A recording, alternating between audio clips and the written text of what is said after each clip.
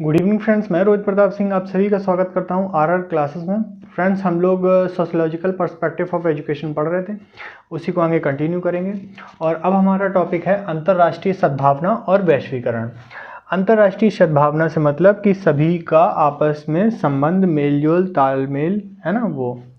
अब इसकी अवधारणा की बात करें तो ये दो शब्दों से बना है, अंतर प्लस राष्ट्रीयता। अंतर का मतलब अंदर से और राष्ट्रीयता का मतलब राष्ट्र से तात्पर्य है इसका, ठीक है। और इसका अर्थ हुआ राष्ट्र का अन्य राष्ट्रों से मेल जोल का संबंध, ठीक है।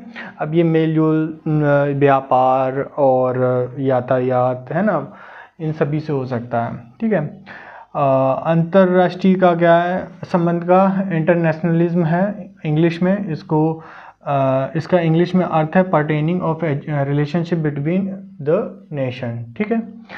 चलिए अब बात करते हैं इसके अर्थ की, देख लेते हैं अर्थ क्या है। देखो सिंपल सा समझो,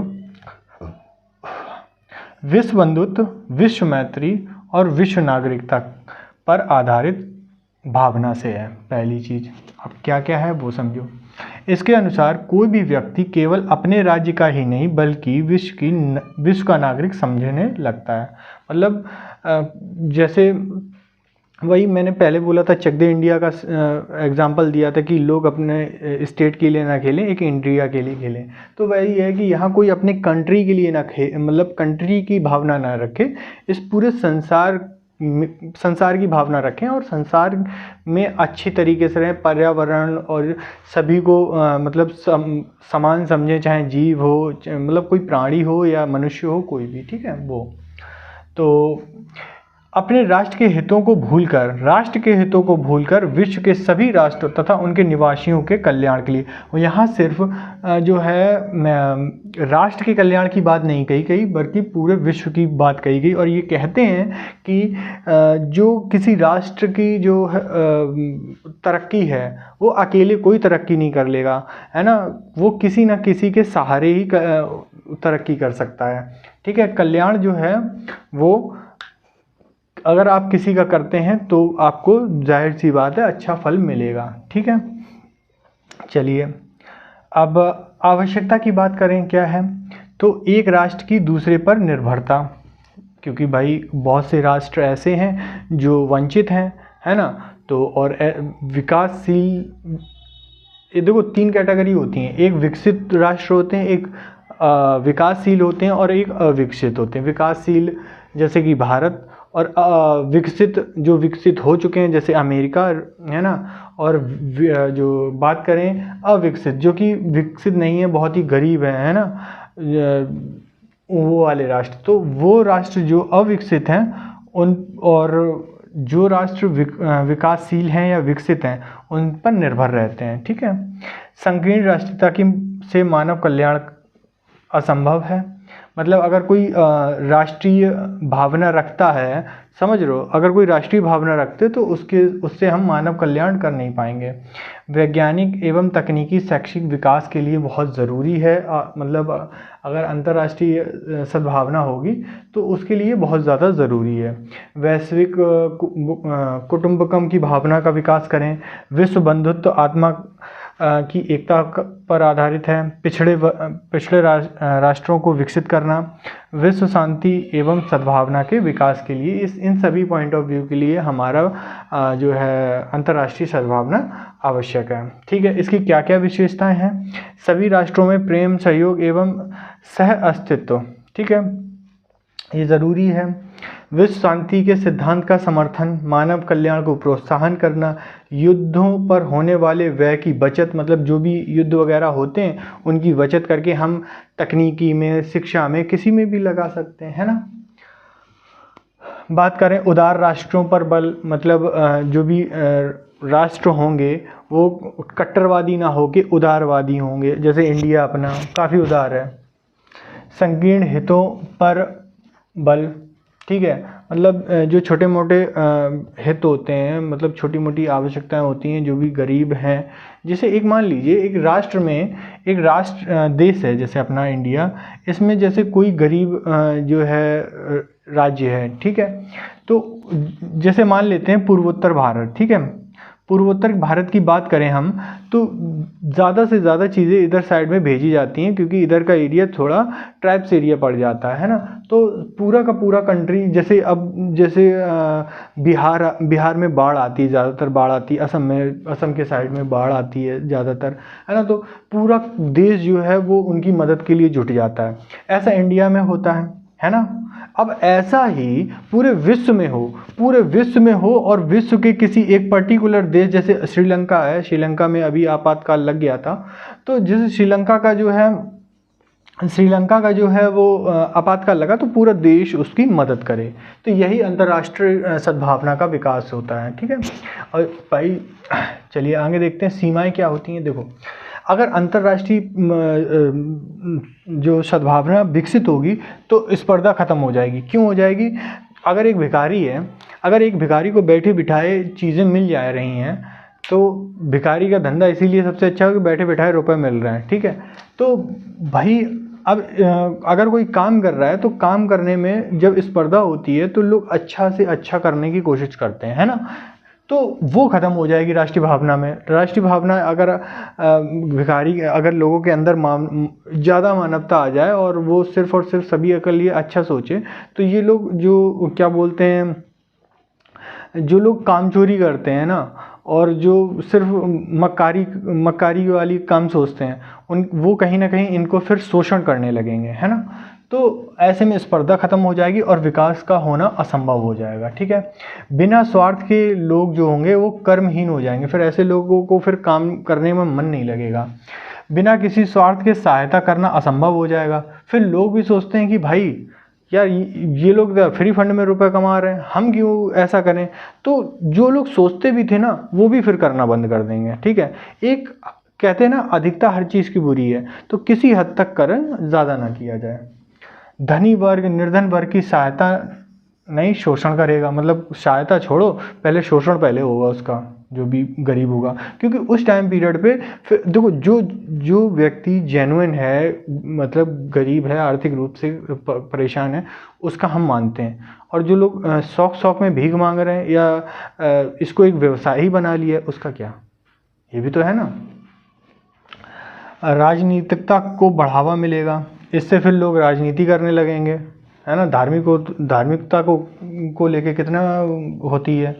अगर बात करें हम अंतर्राष्ट्रीय सद्भावना में शिक्षा के क्या उद्देश्य हैं, तो देखिए, बालक एवं बालिकाओं को समाज के निर्माण के लिए सक्रिय रूप से तैयार करना, ठीक है। जो अभी के बच्चे हैं उनको उसी हिसाब से मतलब अंतर्राष्ट्रीय सद्भावना, सामाजिक एकता, सामाजिक भावात्मक एकता, इन सभी के नैतिक मूल्यों को उसमें स्टार्टिंग से ही करें ताकि वो एक अच्छे नागरिक बन सकें, ठीक है।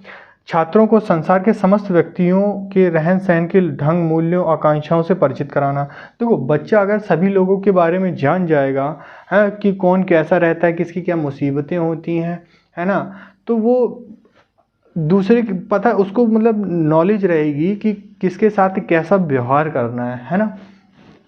चलिए, विश्व में एक साथ रहने का ज्ञान प्रदान किया जाए, ठीक है, कि सभी लोग एक साथ रहें तो किस तरीके से विकास हो सकता है, ऐसी ज्ञान दें। व्यक्तियों का एक दूसरे के प्रति व्यवहार का आलोचनात्मक निरीक्षण करने का परीक्षण। आलोचनात्मक निरीक्षण का क्या मतलब हुआ? वो इसको उसमें इस चीज़ का प्रशिक्षण दिया जाए कि वो ये देख सके कि क्या सही है या क्या गलत है, ठीक है। अब जैसे रूस और यूक्रेन का युद्ध बहुत लंबे टाइम तक चला, है ना। तो अब नैतिक मूल्य, मतलब ये अंतर्राष्ट्रीय सद्भावना के बच्चों में यही विकसित करेंगे, भाई अब आप लोग आलोचनात्मक निरीक्षण कीजिए कि क्या ये सही था या गलत था। तो वो बच्चा अपने अपने पॉइंट ऑफ व्यू से उसको सही गलत ठहराएगा, ठीक है। उदार राष्ट्रीयता का विकास किया जाए, ठीक है। सभी नागरिक, मतलब सभी उदार रहें। विश्व नागरिकता के लिए तैयार किया जाए। कोई भी बच्चा है वो एक पर्टिकुलर देश के लिए नागरिक ना हो कि पूरे विश्व का नागरिक हो। समस्त राष्ट्र की उपलब्धियों का ज्ञान तथा मूल्यांकन करना सिखाया जाए, ठीक है। चलिए, ये हो गया आपका अंतर्राष्ट्रीय सद्भावना। वैश्वीकरण, जस्ट लाइक ग्लोबलाइजेशन, ठीक, जस्ट लाइक इसी को इंग्लिश में ग्लोबलाइजेशन कहते हैं, ठीक है। अर्थ क्या है? विश्व की संपूर्ण आर्थिक, सामाजिक और शैक्षिक गतिविधियों का ज्ञान सभी को होना चाहिए। ठीक, चलिए इसके उद्देश्य क्या क्या है? विकास के लिए नवीन साझेदारी हो, आर्थिक समानता आए, उदारीकरण हो, गरीबी का खात्मा हो, अंतर्राष्ट्रीय सहयोग मिले, विश्व बंधुत्व की भावना जागृत हो, संतुलित विकास हो, कोई कम ज़्यादा ना हो, बराबर हो, उच्च जीवन स्तर हो। जब सभी समान स्तर में होंगे तो वो जीवन स्तर धीरे धीरे उठने लगेगा। निजीकरण, प्राइवेटाइजेशन हो, सरकारी नियंत्रण की असीमितता। देखो वैश्विक निरीक्षण इन दोनों पॉइंट को सबसे ज़्यादा एक्सप्लेन करता है। ठीक है, ये कहता है कि सरकार का बहुत ही कम हस्तक्षेप हो और अर्थव्यवस्था समझते हो, मतलब अर्थव्यवस्था में हमने बताया था कि 3 प्रकार की अर्थव्यवस्था होती हैं, एक पूंजीवादी होती है और एक समाजवादी होती है और एक होती है मिश्रित। तो वो ये कहते हैं कि जो हमारी पूंजीवादी को ये लोग बढ़ावा देते हैं, ठीक है, और सरकारी जो नियंत्रण है उसको कम करते हैं। ठीक है, चलिए अब बात करते हैं विशेषताएं की। तो सब ये इसकी जो है वो सद्भावना पर आधारित है, सहयोग पर आधारित है, एक की समस्या सभी की समस्या होनी चाहिए। जैसे कभी कोई देश में कोई आपातकाल आ जाए या कोई इमरजेंसी हो जाए तो सभी के लिए वो मतलब जैसे मैंने एग्जांपल दिया था कि बिहार का, असम का अगर कोई बाढ़ वगैरह आता है तो पूरी देश की समस्या हो जाती है और सभी मिलकर के उसके लिए प्रयास करते हैं उस आपदा से निपटने के लिए। इससे क्या होता है कि सूचना तकनीकी का विकास होता है, विचारधाराओं को महत्व मिलता है और विचारधाराओं से लोग प्रभावित होते हैं। गांधी जी से पूरा देश प्रभावित है, सच बता रहा हूँ। ठीक है, मानवता का विकास हो, विकसित देशों का नियंत्रण, ये सबसे ज़्यादा है कि विकसित देश जो होते हैं उनका नियंत्रण होने लगता है, क्योंकि भाई कहीं ना कहीं जो है, जो अमीर होगा, जो रईस होगा, जो पूंजीपति होगा, वो फिर गरीबों को दबाने लगेगा। आर्थिक सरकारी हस्तक्षेप अनुचित हो जाएगा, मतलब ये मानते हैं कि सरकारी या समाजवादी जो अर्थव्यवस्था है उसको कम से कम कर दिया जाए। तो कहीं ना कहीं पूंजीवादी अच्छा इसलिए भी होता है कि वो जो अपना काम कराता है ना, वो बहुत ज़्यादा, अब देखो अच्छा तो कुछ भी नहीं है, लेकिन अगर एक हद तक देखा जाए किसी चीज़ की अधिकता बुरी होती है। अब जैसे प्राइवेट कंपनी है, ठीक है, प्राइवेट कंपनी में बहुत ज़्यादा पल्ला मजदूरी करवाते हैं, मतलब घसीट देते हैं एम्प्लॉयज़ को, है ना। लेकिन उनकी जो कंपनी होती है ना वो बहुत अच्छे से ग्रो करती है और डेवलप करती है ना, उससे कहीं ना कहीं देश का भी डेवलपमेंट होता है।